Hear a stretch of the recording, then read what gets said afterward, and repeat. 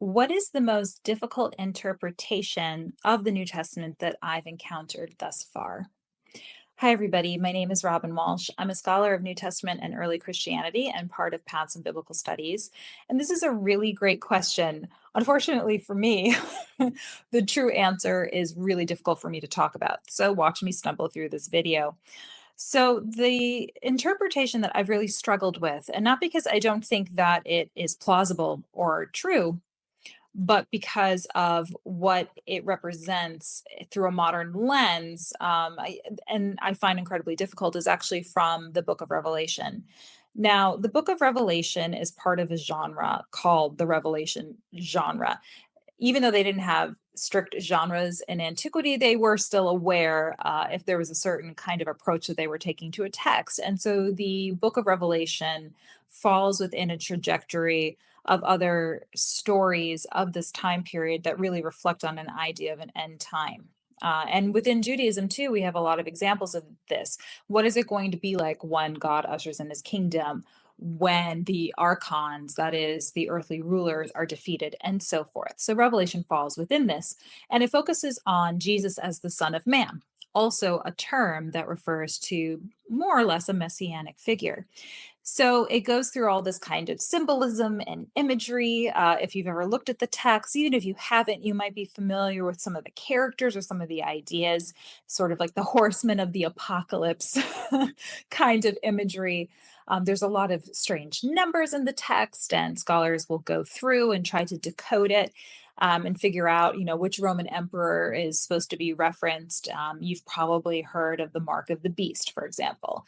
In some manuscripts, this is 666. In other manuscripts, it's 616. The text is freaky enough to me that I actually rarely teach it. I usually put it at the end of a syllabus. And then when I get to it, so this is kind of a side note, I usually am like, it's a beautiful spring day. Let's take a day off. And I actually don't teach it. And that's because when I first started teaching it, I'd always have nightmares the night before.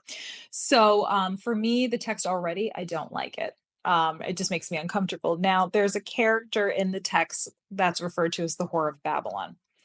She appears throughout chapter 2, chapter 17, and so forth. And what she represents is sort of a case of extreme immorality, of extreme sexual immorality. She's more or less represented as a prostitute. And in this case, the idea of Babylon is a placeholder for Rome. So again, nothing is really explicit in the text in terms of its actual references. There's plenty that's explicit in the text, but it's another one of these cases where Babylon is actually a stand-in for Rome. And so she represents the worst of a lack of self-mastery, of someone who's just extremely immoral. And in the text, there are a few places where this is emphasized, but one of them is also in chapter 2.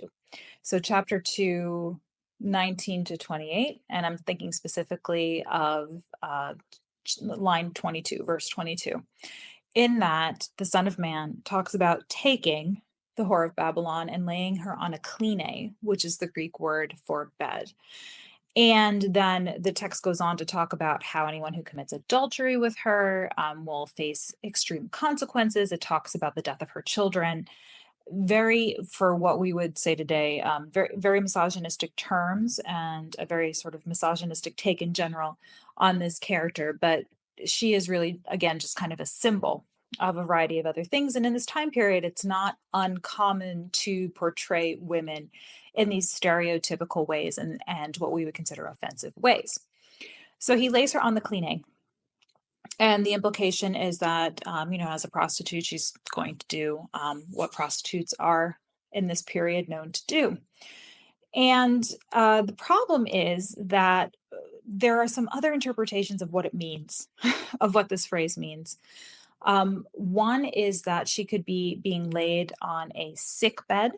And this is actually something we also find within as a sort of a saying within Hebrew, this idea of being laid upon a sick bed, being laid upon a bed of illness, so being subjected to illness, so subjecting someone to terrible consequences.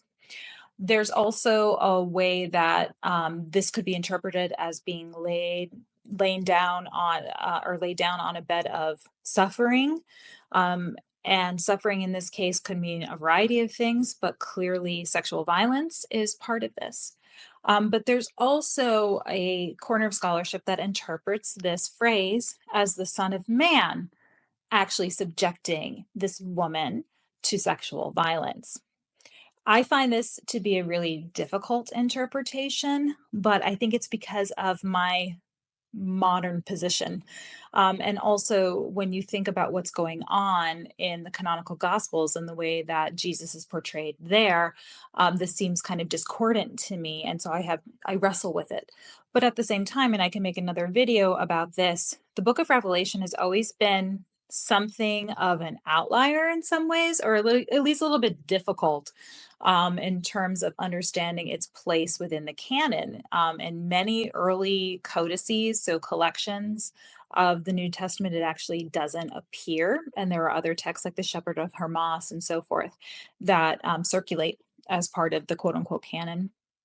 Revelation's actually a little bit of a late comer to the canon, and I think that it was controversial for a lot of reasons, including I've heard some scholars actually suggest that maybe it was part of that apocalypse genre, but for something else. So, Son of Man just kind of meant the general messianic Son of Man, not necessarily Jesus, but then it was sort of co opted by early Christians as a really vivid example of this particular genre, and one that was a suitable ending to a canon that promises an end time scenario in the ushering in of God's kingdom. But I'll put in some references here to scholarship that discusses this issue. But I would say that that is the interpretation that I struggle with the most. So, as you can see over at the Biblical Studies Academy, it's not just all bunnies and rainbows. We do talk about some difficult issues as well. If these are the kind of things that you find interesting, you want to delve deeper, go over to bartehrman.com/BSA learning. This is the kind of thing that we wrestle with over there. And I hope to make a happier video after this one. I actually, again, really struggled with this, but it's true. That is the passage that I have the most difficult time with and adjusting to that particular interpretation. So, again, I'll follow up with some references and check us out over at Biblical Studies Academy. Thanks.